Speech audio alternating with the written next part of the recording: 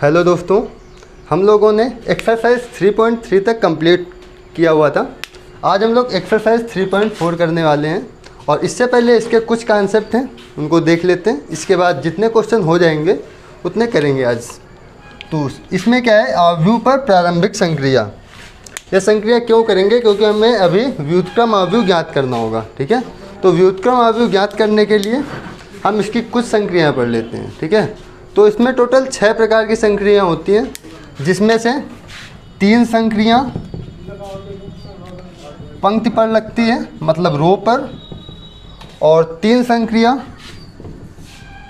इसको संक्रिया को इंग्लिश में ऑपरेशन बोलते हैं। ठीक है, ई रो ऑपरेशन, इसको क्या बोलते हैं, कॉलम ऑपरेशन। ठीक है, 3 संक्रिया किस पे, स्तंभ पर। ठीक है, 3 संक्रिया रो पर और 3 संक्रिया किस पे लगती हैं, स्तंभ पे। अब देखते हैं, अब इस पे बात करते हैं। फर्स्ट नंबर, इसकी जो प्रथम संक्रिया वो क्या है, यदि कोई एक आव्यूह है A इक्वल टू, ठीक है, 1 2 3 4 5 6 3 2 1, जैसे हमने एक आव्यूह ये ले लिया। ठीक है, तो इसका जो प्रथम संक्रिया है वह कहता है कि हम किसी भी आव्यूह के पंक्तियों को आपस में इंटरचेंज कर सकते हैं या परिवर्तित कर सकते हैं। ठीक है, इंटरचेंज लिख लो।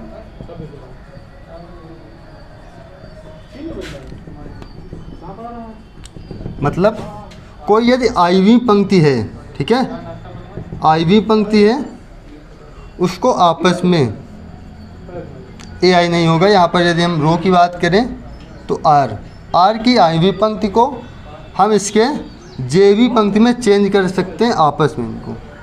ठीक है, आई और जे का क्या मतलब हुआ, जैसे यहाँ पर है R1, ठीक है, और ये R2 और ये R3। ठीक, हम इस पर क्या कर सकते हैं, R1 चेंज इंटू R2 या R2 चेंज इंटू R1, मतलब R1 और R2 को आपस में बदल सकते हैं। देखो, या तो R1 को R2 में बदल सकते हैं, फिर R2 को R3 में बदल सकते हैं, या R3 को R2 में। ठीक है, ऐसे बदल सकते हैं। अब इनको बदलते कैसे वो देख लो। जैसे R1 चेंज इंटू R2, तो मतलब ये जो पूरी पंक्ति ये कहाँ पर आ जाएगी, R2 पे। तो 1 2 3 3 2 1। ठीक है, अब इसके बाद ये किधर जाएगी, ऊपर 4 5 और 6। ठीक है, इतना हुआ। तो हमने इस पर क्या चेंज किया, R1 चेंज इंटू R2। अब यदि स्तंभ की संक्रिया देख ले इसी में, ठीक है, तो हम इस पर क्या लिख सकते हैं, इसका फर्स्ट नंबर पे, कि यदि कोई आव्यूह है, ठीक है, यदि कोई आव्यूह है तो उसके आईवी स्तंभ को, ठीक है, जे स्तंभ में आपस में बदल सकते हैं, मतलब सी जे को आपस में बदल सकते हैं। इसका कहने का क्या मतलब है, जैसे कोई आव्यूह ए है, हम यही आव्यूह ले रहे हैं, 1 2 3 4 5 6 4 5 6 और 3 2 1। ठीक है, अब देखो, ये स्तंभ हुआ इसका C1, ये स्तंभ C2, यह इसका स्तंभ C3। मतलब इसके आईवी स्तंभ को जेवी स्तंभ में चेंज कर सकते हैं आपस में। ठीक है, जैसे C1 को C2 में चेंज कर सकते हैं। कैसे, जैसे हमने लिखा C1 चेंज इंटू C2 या C2 चेंज इंटू C1। ठीक है, ये दोनों चेंज होंगे। ठीक है, तो देखते हैं, C1 चेंज इंटू C2, मतलब इस कॉलम को इधर लिख लो और इस कॉलम को इधर, मतलब 2 5 2 1 4 3 फिर 3 6 1। ठीक है, तो हमारी इसकी प्रारंभिक संक्रिया का मतलब ये है, मतलब एक कॉलम को दूसरे कॉलम में चेंज कर सकते हैं आपस में। और इसके बाद सेकंड नंबर देखते हैं।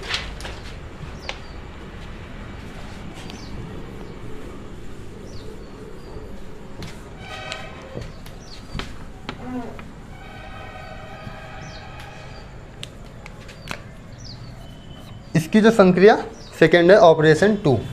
इस पर क्या है, यदि कोई आव्यूह है उसके किसी भी पंक्ति में, ठीक है, हम कोई भी कांस्टेंट से मल्टीप्लाई कर सकते हैं। जैसे आर आई पंक्ति है तो हम उस पर किसी भी कांस्टेंट का मल्टीप्लाई कर सकते हैं। कैसे? जैसे हमने एक आव्यूह ले लिया a इक्वल टू 1 2 3 3 2 1 1 5 6, ठीक है। अब इस पर हमें किसी भी पंक्ति में कोई भी कांस्टेंट का मल्टीप्लाई कर सकते हैं। जैसे हमने यहाँ पर लिखा कि R1 चेंज इनटू किस पे, R1। जैसे यहाँ पर हमने लिख लिया 5R1। 5 का मतलब कोई भी कांस्टेंट 1/5 हो सकता है, माइनस में भी कुछ हो सकता है, ठीक है। तो देखो इसका R1 तो ये है, ठीक है, हम इस पे पूरे में चेंज कर सकते हैं। तो A इक्वल टू क्या होगा 5 और 5 2 जा 10, 5 3 जा 15, 3 2 1 1 5 6।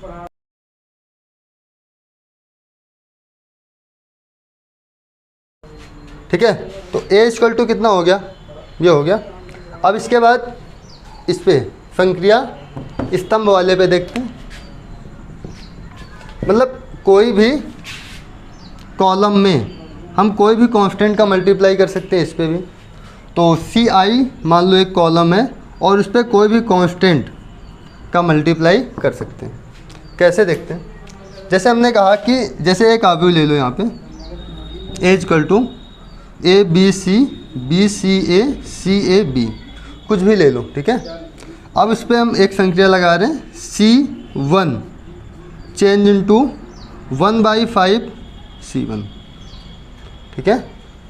तो ये चेंज होकर क्या आएगा देखो, A/5 B/5 और C/5, इधर BCA ये चेंज हुआ पंक्ति में। हमें किस पे चेंज करना है, स्तंभ में ना। तो यहाँ से 5 हटा के ये A/5 B/5 और C/5, इसमें हमने चेंज किया है पहले कॉलम पे, इस पे C पे, ठीक है। इसके बाद इस पे देख लेते हैं थर्ड पे।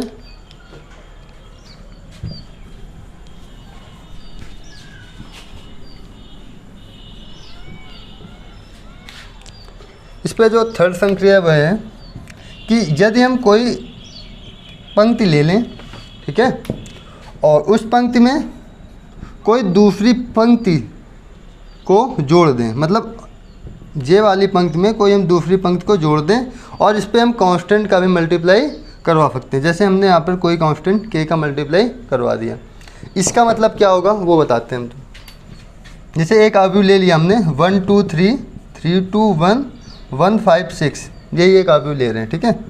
A इक्वल टू, इस संक्रिया को लगाने के लिए क्या करेंगे, आर आई है ना, यहाँ पर कुछ भी ले लो R1। देखो इस पर कितनी पंक्ति है, 3 पंक्ति। तो यहाँ पर R1 ले सकते हो, R2 ले सकते हो, R3 लिख सकते हो, ठीक है। तो जैसे हमें इस वाली पंक्ति को चेंज करना है, R1 चेंज इनटू यहाँ पर क्या आएगा, फिर से R1, यहाँ प्लस या माइनस कुछ भी हो सकता है। और इसके बाद कोई भी कांस्टेंट, जैसे हमने यहाँ पर ले लिया 5 ले लो या 2 ले लो। इसके बाद हमें जोड़ना कौन सा है वो डिपेंड करता है क्वेश्चन सॉल्व करते समय, ठीक है। तो चाहे तो R2 से और चाहे तो R3 से। तो R1 + 2 R2 यहाँ पे हम ले लें, ठीक है। तो देखते हैं क्या होगा। यहाँ हमें चेंज किसको करना है, R1 को। R2 और R3 में कोई छेड़खानी नहीं करनी है। तो 3 2 1 1 5 6 हमने यहाँ पे R2 और R3 को लिख दिया। R1 पे क्या करना है, R1 जैसे यहाँ पर कितना है 1, इस पे क्या करना है 2, इसके बाद R2 का नंबर 3। तो 3 2 जा 6 1 7, तो यहाँ कितना हो जाएगा 7। वैसे यहाँ पर 2, इसके बाद 2 2 जा 4 4 2 कितना हुआ 6। फिर यहाँ 1 है, 1 × 2 2 + 3, तो इसका ये हो जाएगा, ठीक है।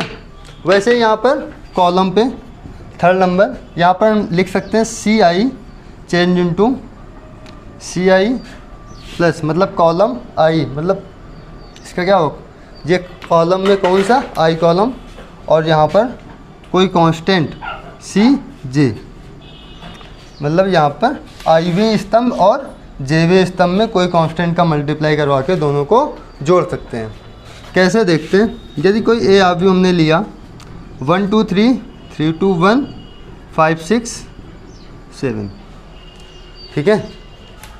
अब इस पे हम क्या करते हैं, जैसे हमने लिखा C1 को चेंज करना है, इसको चेंज करना है इस वाले कॉलम को, ठीक है। इस कॉलम को हमें चेंज करना है, तो यहाँ पर लिख सकते हैं C1 प्लस कोई कांस्टेंट 2 ले लो, इसके बाद C2 ऐड करना है, C2 ऐड कर दो, C3 ऐड करना है, C3 ऐड कर दो, ठीक है।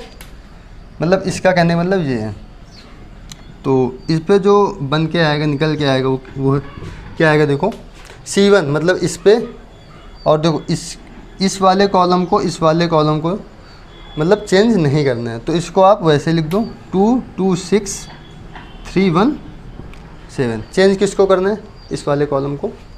तो C1 यहाँ पर कितना है 1, और इस पर 2 का मल्टीप्लाई करवा के इस पर ऐड कर देना है, तो 2 3 जा 6 6 1 7, ठीक है। यहाँ पर 2 का मल्टीप्लाई करो, 2 हुआ, 2 और 3 5, यहाँ पर 2 का मल्टीप्लाई कितना हुआ 14, और 5 कितना होगा 19, ठीक है। तो इसको हम ऐसे सॉल्व करेंगे। तो आप लोगों ने कितनी संख्याएं देखी? 1 2 3 4 5 6, ठीक है। इसके बाद हम लोग देखते हैं व्युत्क्रमणीय अवयव। तो देखते हैं क्या है व्युत्क्रमणीय अवयव।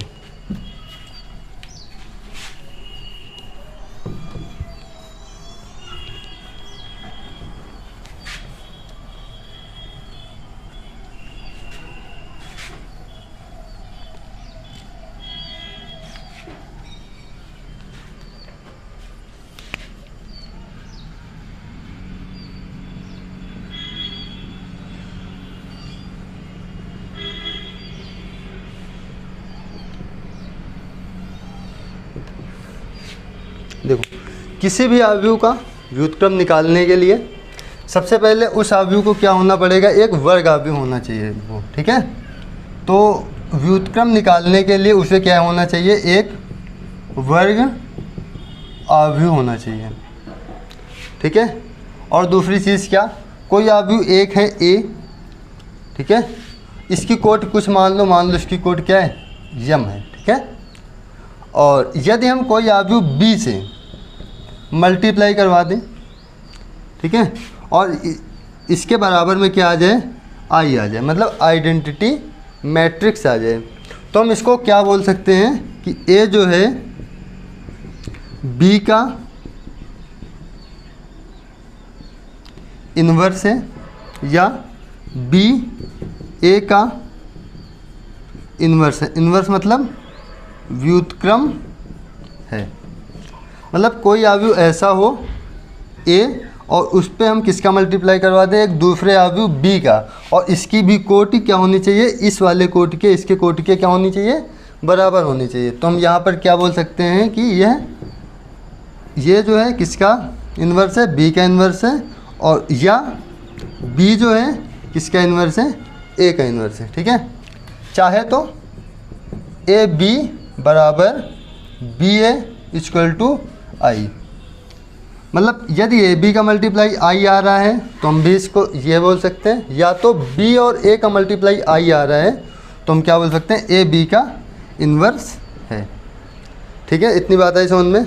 अब देखो, इस पे जैसे कोई अवयव ए है, ए इक्वल टू यहाँ पर कुछ भी ले लो, A11 A12 A13 A21 A22 A23 A31 A32 A33,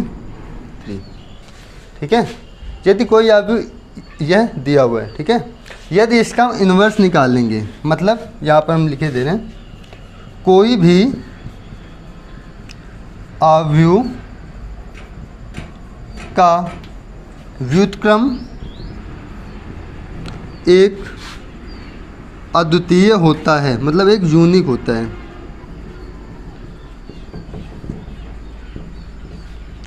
ठीक है। यदि हम इस अवयव का व्युत्क्रम निकालें, ठीक है, चाहे जिस विधि से निकालें उसका केवल एक ही सल्यूशन आएगा, ठीक है। उसका हल क्या होता है? अद्वितीय होता है, मतलब उसका सोल्यूशन कितना आएगा, केवल एक ही आएगा, एक ये वाला नहीं है, मतलब कि ये वाला एक ना समझना, मतलब उसका केवल एक ही, मतलब उसके सिवाय कोई दूसरा आने वाला नहीं है। इसके बाद देखते हैं व्युत्क्रम होगा। यदि हम कोई अवयव ए निकालें, यदि कोई अवयव ए हमें दिया गया है, यदि हम इसका व्युत्क्रम निकालें मतलब ए इन्वर्स निकालें, ठीक है, तो केवल एक ही इसका सल्यूशन आएगा, ठीक है। और इसके कोई मतलब यह नहीं है कि इसके कोई 2 से 3 सल्यूशन ऐसे कुछ आ जाए, केवल एक ही सल्यूशन होता है, ठीक है। कोई भी अवयव का व्युत्क्रम अद्वितीय होता है, मतलब यूनिक होता है, क्यों यू ई, ठीक है। जैसे हमने अब यहाँ पर 2 अवयव लिए थे, a इंटू बी कितना आया था, आई मान लो, ठीक है। अब यहाँ पर हम ले रहे हैं कोई, यह एक अवयव है, चलो यहाँ पर हम कुछ मान लेते हैं, कोई ए अवयव है, ठीक है, और इसका हमने मान लिया कि एक इन्वर्स कितना निकला, बी निकला, ठीक है। और एक दूसरा अवयव कितना निकला, मतलब इसी अवयव का एक दूसरा व्युत्क्रम कितना निकला, सी निकला। हम यहाँ पर चेक करेंगे क्या इसके 2 व्युत्क्रम हो सकते हैं, बी और सी, इसके क्या 2 व्युत्क्रम हो सकते हैं, देखते हैं। जैसे हमने यहाँ पर लिखा A B equal to B A equal to I, ठीक है। इसका मतलब ए बी का व्युत्क्रम है, बी ए का व्युत्क्रम है, ठीक है। इसके लिए क्या लिख सकते हैं, सी ए के लिए, तो जैसे हमने यहाँ पर लिखा A C equal to C A equal to I, मतलब इसका व्युत्क्रम सी है, सी का व्युत्क्रम ए, हमने यहाँ पर क्या किया है, मान लिया है, ठीक है। यदि कोई अवयव ए है, ठीक है, यदि हम इसका ए इन्वर्स निकालें तो वह कितना आता है, हमेशा आई आता है, ठीक है। चाहे तो यह लिख लो ए बी इक्वल टू आई, मतलब ए बी का इन्वर्स है, बी ए का इन्वर्स है, इसको हम किस भाषा में लिख सकते हैं, A into A inverse equal to I, इस रूप में, ठीक है। तो यहाँ पे देखते हैं, जैसे हमने यहाँ पर लिखा B equal to B I, ठीक है। अब यहाँ पर जो ये लिखा है आई, अब इसको चेंज कर दो, किस पे, सी और ए में चेंज कर दो, तो B equal to B C A, ठीक है। अब क्या करो, बी और ए को एक साथ ले लो, तो B equal to B A into C, और यहाँ से क्या हो जाएगा, B equal to B A को हम यहाँ से क्या लिख सकते हैं, बी ए को आई लिख सकते हैं, आई, और यहाँ पर क्या है, सी है, ठीक है। अब देखो, यदि हम किसी भी अवयव में, जैसे कोई अवयव ए है, यदि हम उस पर आई का मल्टीप्लाई करवा दें, ठीक है, तो यह हमेशा कितना होता है, ए ही रहता है। मतलब किसी भी अवयव में यदि हम आई से मल्टीप्लाई करवाते हैं तो उस अवयव में कोई भी फर्क नहीं पड़ेगा, ठीक है। तो हम यहाँ पर आई सी को यहाँ पर क्या लिख सकते हैं, सी, तो यहाँ पर बी किसके बराबर हो जाएगा, सी के बराबर। तो इसका मतलब यहाँ पर हम क्या बोल सकते हैं, किसी भी अवयव का व्युत्क्रम अद्वितीय होता है, ठीक है। इसके बाद देखते हैं इसका जो नेक्स्ट प्रमेय है वो,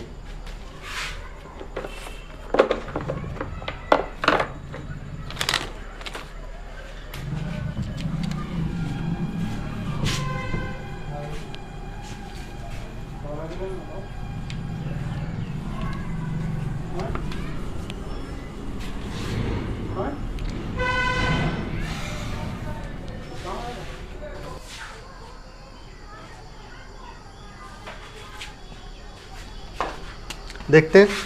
यदि ए तथा बी समान कोटि के अवयव हैं तो ए बी का जो इन्वर्स होता है वह बी इन्वर्स ए इन्वर्स के बराबर होता है, ठीक है। तो देखते हैं, जैसे कोई ए बी है, ए बी, और यदि हम इसका इन्वर्स ले लें, ए बी का इन्वर्स वह किसके बराबर होगा, आई के बराबर। ये तो पता है ना कैसे, कि यदि कोई ए है, ए इन्वर्स करते हैं, वह किसके बराबर होता है, हमेशा आई के। तो वैसे ए पूरे को मान लो, ए इन्वर्स इसको मान लो, इक्वल टू किसके बराबर होगा, आई के बराबर, ठीक है। तो अब इस पर क्या करो, इस पर इसका मल्टीप्लाई, ए इन्वर्स का मल्टीप्लाई हमें इस पर करवा लेना है, A inverse into A B, मतलब इस पूरे के कहाँ पे, यहाँ पे सबसे पहले, ठीक है। इधर सबसे पहले करवाया है तो इस आई के भी हमें पहले करवाना पड़ेगा, ठीक है। तो देखते हैं, ए बी इसका इन्वर्स और यहाँ पर ए इन्वर्स इंटू आई। ठीक है, अब क्या करो, देखो ए इन्वर्स इंटू ए क्या बन जाएगा, आई बन जाएगा। तो यहाँ से बचेगा क्या, बी और ए बी का इन्वर्स, और इधर क्या हो जाएगा ए इन्वर्स। यहाँ आई कर लो, यहाँ भी आई। अगले स्टेप में हमें क्या करना है कि बी इन्वर्स का मल्टीप्लाई इस पूरे अवयव के पहले कर लेना है। ठीक है, तो आई से मतलब आई का मल्टीप्लाई इस पूरे पे करवा लो, कोई मतलब नहीं निकलेगा। देखो जैसे कोई अवयव ए है, यदि हम इस पर आई का मल्टीप्लाई करवाते हैं तो वह क्या होता है ए ही बना रहता है। ठीक है, यह बात ध्यान दीजिएगा आप लोग। तो आई इंटू बी, एक काम करो बी इन्वर्स का मल्टीप्लाई करवा लो इस पर। ठीक है, और यहाँ पर बी, इस आई को हटा दो। यहाँ पे A B inverse, A B पूरे का इन्वर्स है ना, ये ए बी का इन्वर्स, इधर बी इन्वर्स ए इन्वर्स। ठीक है, अब यहाँ पर देखो बी इन्वर्स इंटू बी किसके बराबर हो जाएगा, आई के बराबर हो जाएगा। तो यहाँ पर आई लिख लो, लिखो या ना लिखो, तो यहाँ पर क्या हो जाएगा ए बी का इन्वर्स इसके बराबर बी इन्वर्स ए इन्वर्स के। ठीक है, तो इस प्रकार यहाँ सिद्ध हुआ। इसके बाद देखते हैं अगला।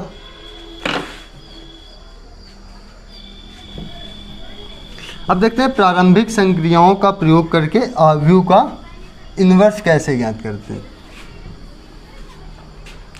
ठीक है, प्रारंभिक संक्रियाओं का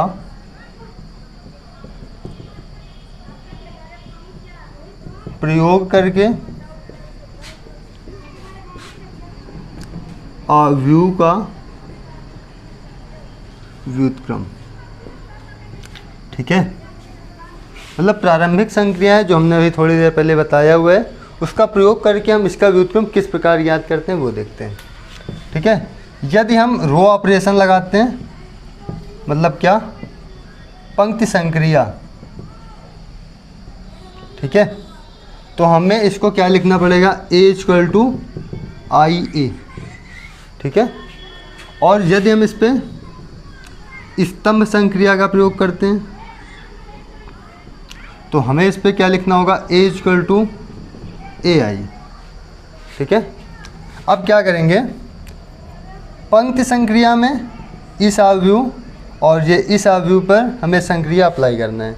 जो संक्रिया इधर अप्लाई करेंगे वही संक्रिया इस ओर भी अप्लाई करेंगे। देखो ये जो लिखा हुआ है इसको हमें क्या बनाना है, आई। इस आई को मतलब जब ये आई बनेगा वही संक्रिया आप ये साइड प्रयोग करोगे। ठीक है, तो यहाँ कोई एक दूसरा अवयव बन जाएगा। हमने उस अवयव का नाम क्या दे दिया, बी, और इधर हमने फिर क्या लिख दिया, ए। इस वाले ए से कोई भी छेड़छाड़ नहीं करनी है।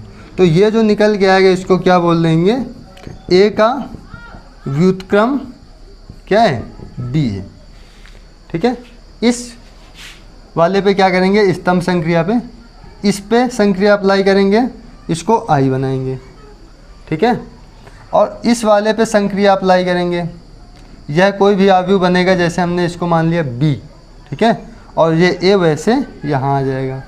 जब यह बन जाएगा तो इसको हम क्या बोलेंगे कि ए का व्युत्क्रम क्या है, बी है। ठीक है, यदि संक्रिया लगाते वक्त कोई भी पंक्ति या कोई भी स्तंभ जीरो हो जाए, यदि हम पंक्ति संक्रिया लगा रहे हैं तो इसमें कोई यदि पंक्ति, एक पंक्ति या एक से अधिक पंक्ति, एक पंक्ति या एक से अधिक पंक्ति क्या हो जाए, पूरी जीरो हो जाए। ठीक है, तो उसका इन्वर्स नहीं निकल सकता, मतलब उसका इन्वर्स हम लोग ज्ञात नहीं कर सकते। वैसे इस पे स्तंभ संक्रिया पे यदि स्तंभ संक्रिया लगाते समय कोई भी स्तंभ, एक या एक से अधिक स्तंभ क्या हो जाए, शून्य हो जाए, तो उस ए इन्वर्स का अस्तित्व नहीं होगा। ये बात नोट कर लीजिएगा। और इसको मतलब ए इन्वर्स निकालने के लिए दूसरी सबसे मेन बात क्या होनी चाहिए, वह एक वर्ग अवयव होना चाहिए। ठीक है, अब इसके बाद देखते हैं क्वेश्चन इसके उदाहरण के। तो इसका जो उदाहरण नंबर 23 है वो देखते हैं।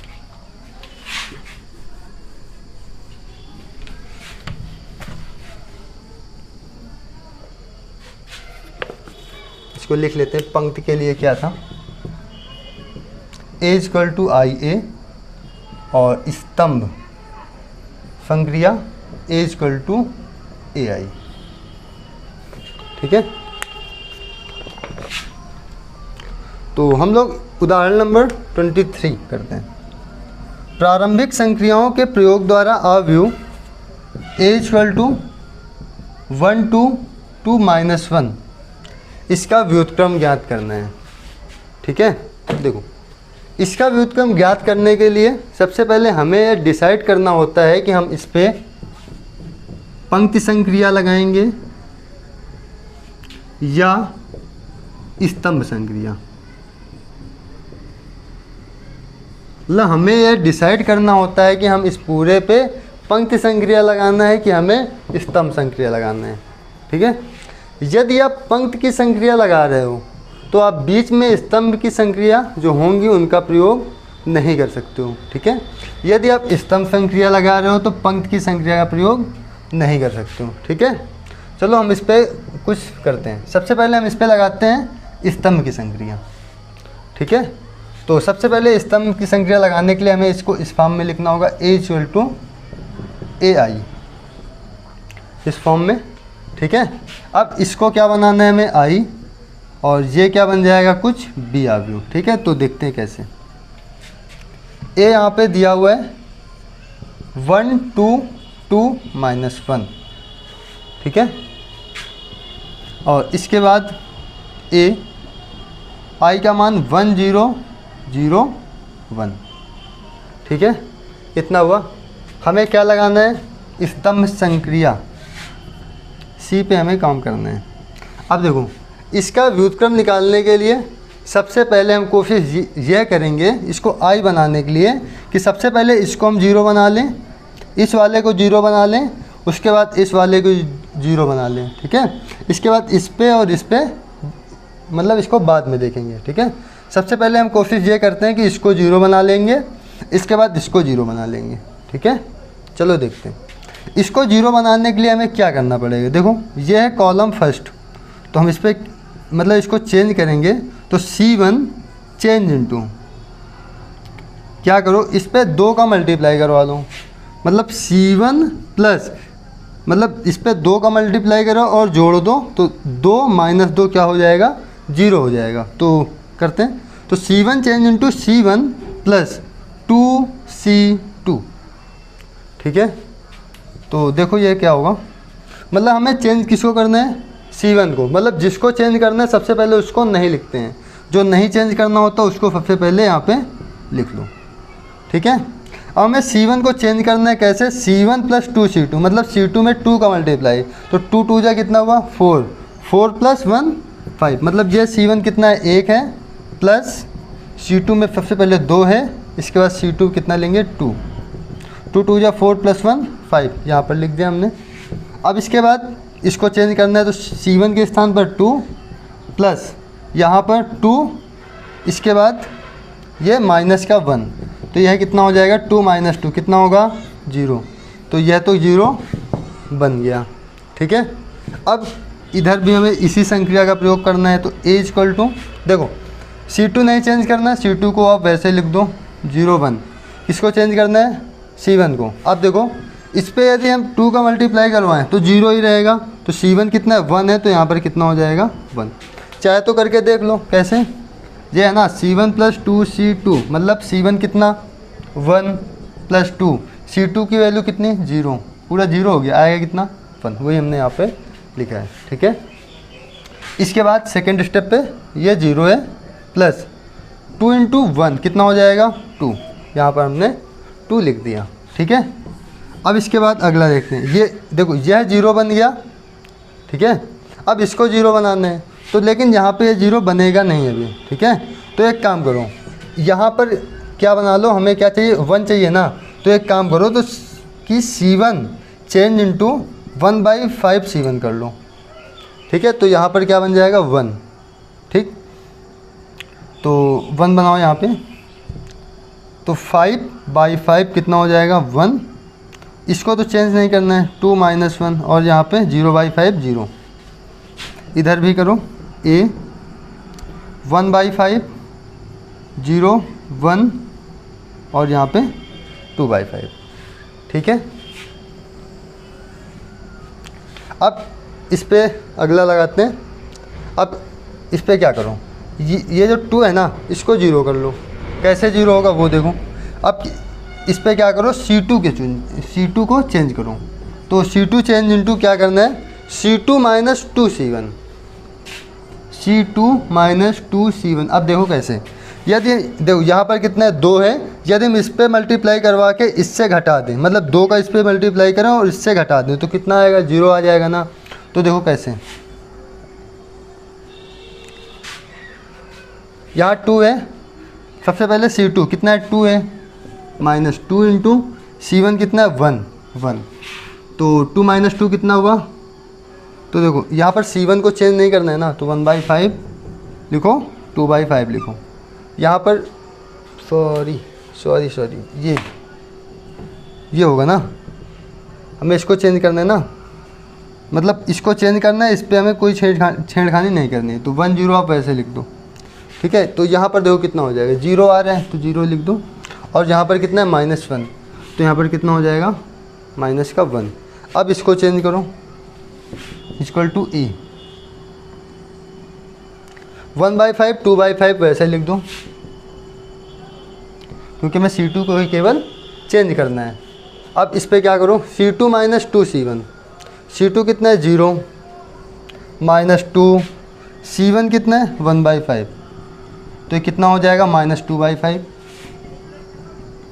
ठीक है, इसके बाद इसके लिए C2 चेंज इनटू C2, मतलब 1 माइनस 2C1, इसमें 2 का मल्टीप्लाई करो, 2 2 जा 4, 4/5, तो ये इसको सॉल्व करने पर कितना आएगा, 1/5।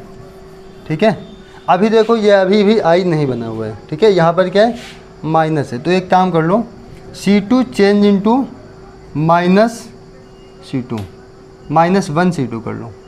ठीक है, मतलब C2 में माइनस का मल्टीप्लाई, तो यह क्या होगा, देखो 1 0 0, यहाँ पर 1, और A 1/5, 2/5, माइनस का मल्टीप्लाई होगा ना यहाँ पे, 2/5, और यहाँ पर माइनस का 1/5। ठीक है, तो यहाँ से हम A इन्वर्स की वैल्यू कितनी लिख सकते हैं, देखो ये बन गया I बराबर, ये बन गया A, ये कोई आवी बन गया B। तो A को हम क्या लिख सकते हैं, A इन्वर्स को 1/5, 2/5, 2/5 और माइनस का 1/5। तो यह इसका क्या निकल आया, A इन्वर्स। अब हम लोग इसके बाद नेक्स्ट क्लास में देखते हैं इसके मतलब प्रश्नावली 3.4। आज के लिए इतना ही, धन्यवाद।